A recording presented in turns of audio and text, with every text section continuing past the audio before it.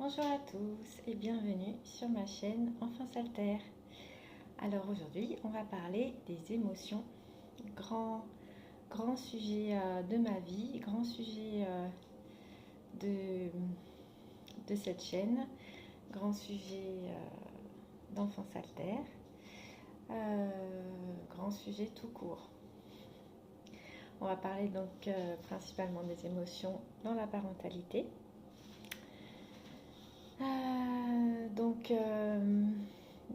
Tout d'abord, quand on parle d'émotions, souvent les gens pensent aux crises émotionnelles, à comment faire quand mon enfant est dans une forte émotion ou comment faire pour que moi, en tant que parent, je ne me laisse pas emporter par de fortes émotions.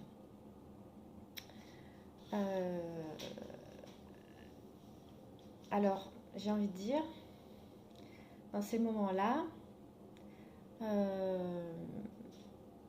c'est pas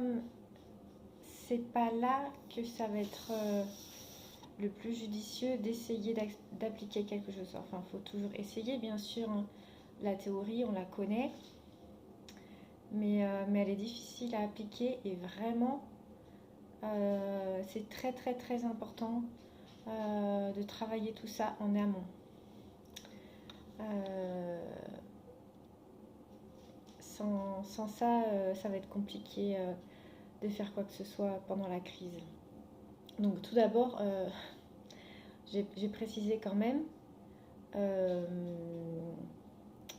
toutes les personnes qui pensent que c'est bien de crier sur les enfants, de les punir, de les isoler, etc., elles peuvent complètement tout de suite zapper cette chaîne parce qu'on ne sera pas d'accord. Voilà, c'est leur point de vue, mais c'est prouvé maintenant que c'est pas bon pour les enfants.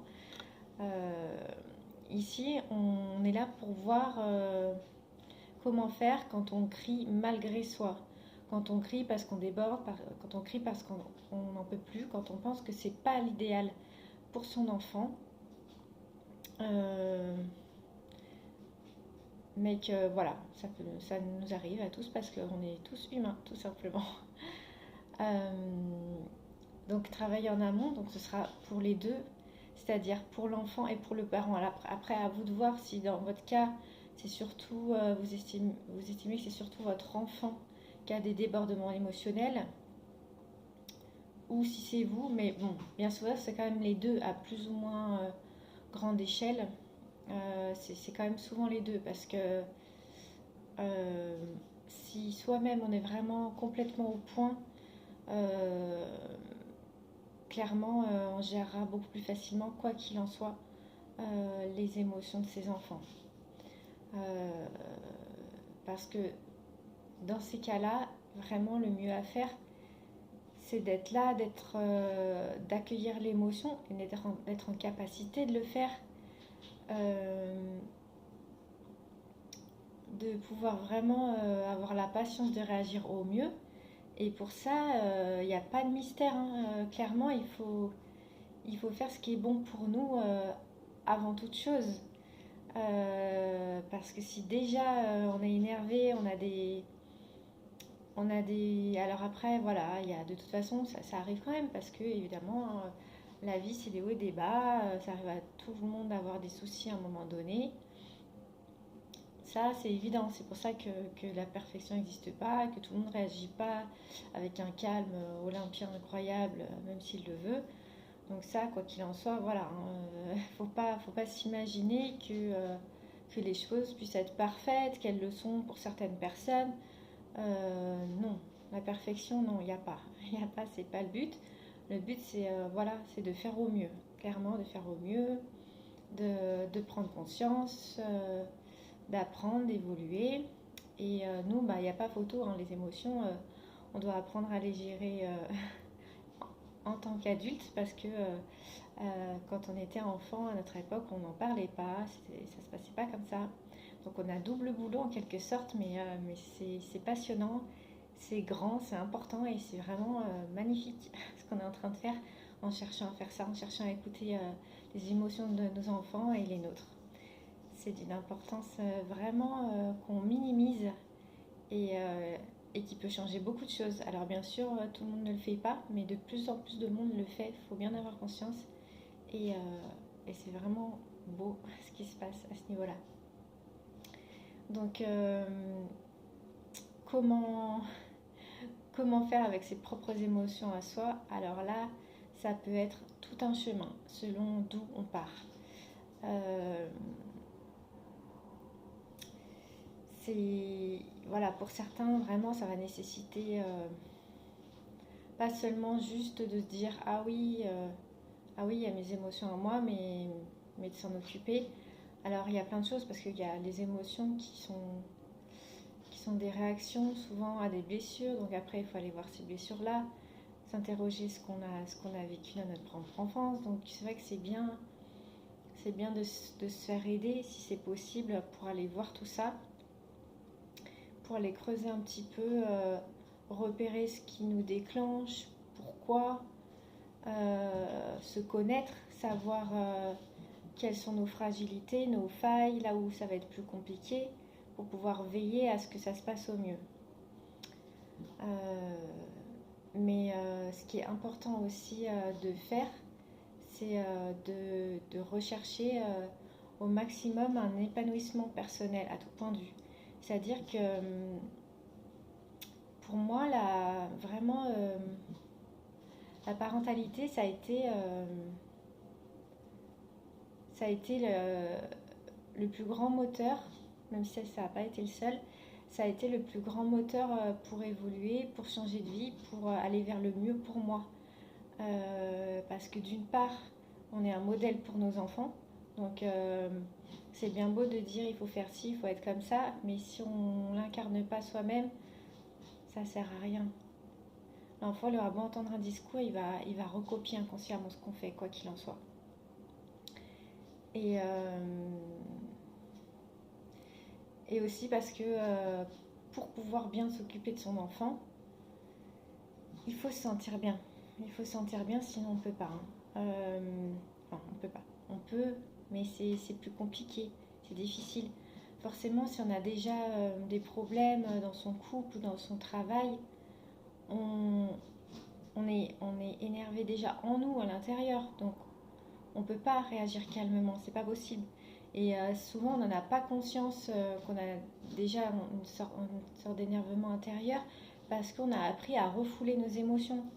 Donc, on ne se rend absolument pas compte qu'on est en train de se ronger le cerveau ou de refouler une émotion parce qu'on peut être tout à fait habitué à faire ça tout le temps. Mais voilà, le moment où l'enfant va faire quelque chose, c'est là où ça va être la goutte d'eau qui fait déborder le vase finalement. On peut avoir l'impression, si on ne fait pas attention, que c'est l'attitude de l'enfant qui nous énerve. Bah, c'est le cas, c'est ce qui déclenche, mais si vraiment, quand on est vraiment super zen en soi, l'attitude de l'enfant ou de l'autre, de n'importe qui, ne va pas nous mettre dans un état incroyable. On pourra exprimer notre colère calmement. Là, c'est tout l'enjeu. Et pour pouvoir apprendre à nos enfants à exprimer leur colère calmement, c'est bien de le faire nous-mêmes. C'est le meilleur moyen, clairement, de leur apprendre. Donc c'est tout un programme, c'est un long cheminement. C'est pas quelque chose qu'on va réussir tout le temps, quoi qu'il en soit, par rapport aux aléas de la vie, mais vraiment ça peut permettre une énorme évolution, parce que on peut se dire oui, mais si vraiment mon travail ou mon conjoint fait que je me sens si mal, ça peut être une prise de conscience par exemple, c'est peut-être qu'il y a quelque chose qui... Alors c'est pareil, est-ce que c'est ça qui me rend mal? Voilà, toujours à observer. Mais si on a des choses dans nos vies qui ne nous correspondent pas, Euh, Ça peut être intéressant à regarder et à se dire, alors après, avant de changer, ça peut être long, ça peut être compliqué, mais ça peut être tellement bénéfique au final, vraiment. Alors je dis pas que tout le monde doive changer de travail et de conjoint, même si voilà, ça, ça peut être le cas pour certaines personnes, mais ça peut s'arranger autrement en fonction des soucis que vous avez pas par rapport à ça, s'ils sont importants ou pas, si, à quoi ils sont dus. Voilà, vraiment, l'observation de soi est très très très importante pour déterminer ce qui a changé. Mais en gros, sans que ce soit non plus des choses énormes, ça peut être simplement si s'il n'y a rien de vraiment très très important à changer radicalement dans notre vie, ça peut être simplement prendre soin de ses émotions, parce que quoi qu'il en soit, on en aura quand même, quand bien même on est dans un travail ou dans un couple respectueux, bah, la vie n'est pas lisse et on va être amené à ressentir des émotions. Donc faut apprendre à s'occuper de ça, à les exprimer de façon saine, à ne pas attendre que ça déborde parce que euh, évidemment c'est à force de refouler que ça finit par exploser. Alors il y a le cas aussi de l'hypersensibilité et de la neuroatypie où dans ces cas-là l'explosion va être beaucoup plus fréquente dans le sens où l'émotion va être beaucoup plus forte tout simplement. Donc ça c'est un cas un petit peu à part, mais pas tant que ça. C'est juste que tout est amplifié dans ces cas-là, juste entre guillemets, parce que, euh, parce que c'est difficile à vivre. Mais je ferai une vidéo spécifique sur le sujet où vraiment je donnerai voilà, la base aussi à mettre en place dans ces cas-là. Mais finalement, ça peut se rejoindre un peu pour tout le monde parce que, parce que ce qui est sain pour l'un est sain pour l'autre. Simplement, l'un va exploser plus vite que l'autre en fonction de sa sensibilité, mais au final, tout le monde aura pour bénéfice voilà, tout ça. Donc, c'est pas après quelque chose qu'on peut changer du jour au lendemain, qui peut être miraculeux, qui peut s'expliquer comme ça en un coup de baguette magique. Euh, Ça peut être long, c'est des choses à mettre en place, c'est un chemin. C'est quelque chose sur lequel je peux vous accompagner. Ça peut se faire avec d'autres personnes aussi. Ça peut se faire seul aussi. C'est bien d'avoir du soutien quoi qu'il en soit. Mais, euh, mais on peut, surtout avec l'habitude, s'observer soi-même euh, et, euh, et s'occuper de tout ça en fait. C'est vraiment des nouvelles habitudes à prendre, à, à écouter ses besoins, ses ressentis, ses émotions. C'est surtout ça, chose qu'on n'a pas appris, à écouter tout ça euh, et, et à pas le garder en soi pour pas que ça s'accumule. Parce que clairement, à partir du moment où nous on se sent bien, vraiment c'est des choses que j'ai pu complètement observer vraiment de façon flagrante. Euh, Quand on se sent très très bien,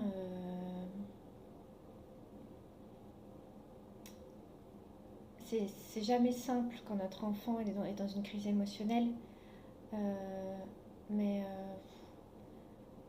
c'est beaucoup plus facile de l'accompagner parce qu'on s'entend bien, on va pas s'énerver. Euh, et, et aussi dur que ce soit, bah, on pourra l'accompagner parce que voilà, ça se passe de la même façon pour l'enfant. Au moment où ça déborde, à part. Alors, au moment où ça déborde, c'est important de lui exprimer ce qu'il ressent, parce que pour qu'il apprenne en fait le nom des émotions, pour faire apprendre lui aussi à les nommer, après à s'expliquer à ce niveau-là. C'est important de l'accueillir, de rester présent près de lui, sauf si il ressent vraiment le besoin de s'isoler lui-même. Euh, c'est important d'expliquer ce qu'on n'a pas le droit de faire malgré tout. Euh, euh, d'essayer de contenir ça. Alors ça c'est pas toujours simple, hein, parce que quand ça en arrive à de la violence, ça peut être compliqué. Hum, mais toujours répéter ce qui est interdit, ce qui est grave, en l'occurrence la violence. Euh,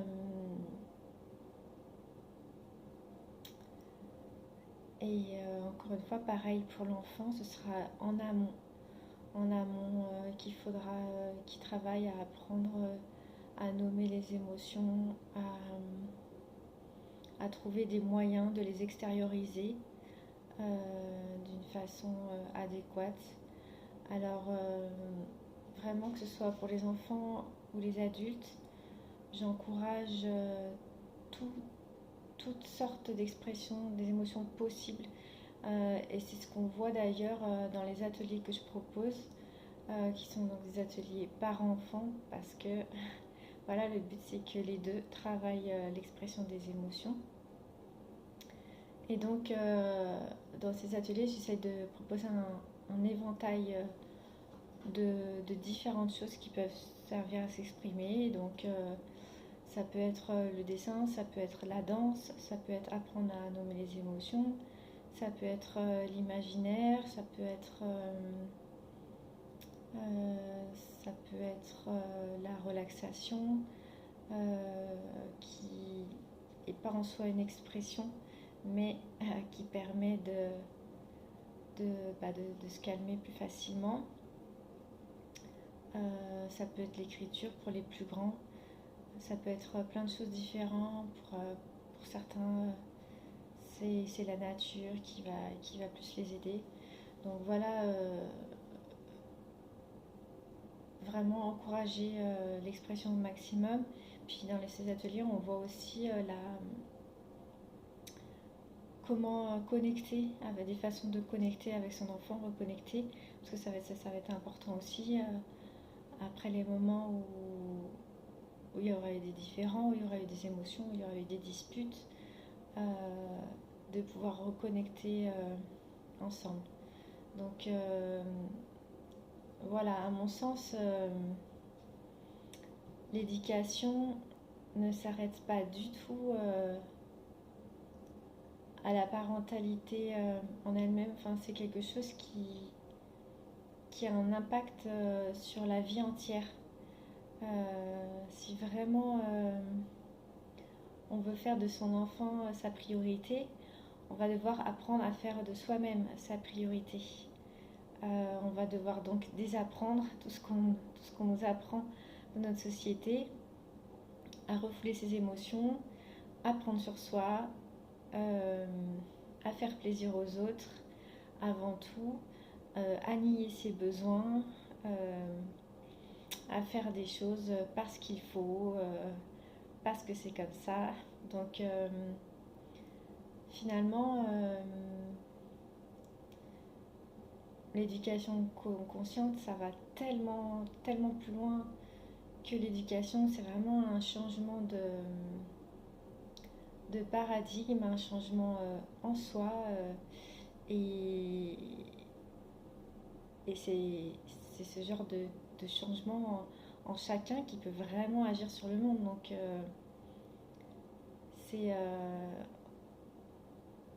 c'est très très important, clairement.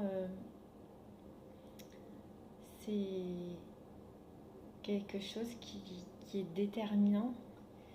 Euh, voilà, après tout le monde est pas prêt forcément à se rendre compte de ça, mais plus il y a de personnes qui le font, euh, et quoi qu'il en soit, ça va arriver, et plus voilà, les choses seront différentes. Alors le parcours n'est pas simple, mais, mais il est tellement beau et grand. Donc je vous encourage mille fois à, à regarder vos émotions, à vous en occuper, à regarder en vous, dans votre vie, parce que c'est clairement la meilleure façon pour que ça se passe bien avec les enfants. Parce que si on reproduit le type d'éducation qu'on a pu avoir, et qu'on va chercher à être dans l'autorité et à ce que simplement les enfants ils soient calmes, mais que du coup on leur apprenne à tout refouler, c'est comme ça que voilà, plus tard on se retrouve avec des adultes en dépression, sous anxiolytiques, en burn-out, voilà, en thérapie. Euh, et tous ceux qui font pas tout ça, mais qui du coup sont violents ou ont des addictions, on se retrouve avec le monde dans lequel on est actuellement. Donc c'est pas c'est pas la meilleure solution. On entend beaucoup,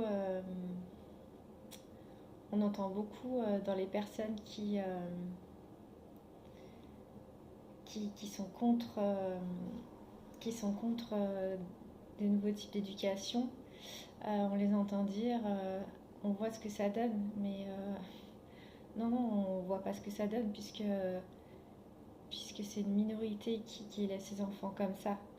Donc on peut voir ce que ça donne en Suède, par contre, où, où c'est au contraire une politique d'État, et on voit que ça se passe très bien là-bas. Donc il ne faut pas tout mélanger, voilà. Mais encore une fois, ceux qui pensent comme ça, allez regarder ce qui vous intéresse, parce que c'est pas le sujet ici. Là, on est là pour s'occuper de soi et de ses enfants, pour changer les choses de l'intérieur plutôt que d'aller critiquer le voisin, ce qui n'a pas vraiment d'intérêt. Voilà, donc n'hésitez pas si vous voulez que je rentre un peu plus précisément dans un domaine pour une prochaine fois, si vous avez des questions. Mais ce que je viens d'exposer là, c'est la base. Il y a pas de mystère. Donc, c'est pas quelque chose de facile, c'est pas quelque chose de rapide. Euh, mais, euh, mais pour moi, c'est la meilleure chose au monde. J'ai pas d'autres mots, clairement. Voilà. Je vous remercie de votre écoute et je vous dis à bientôt.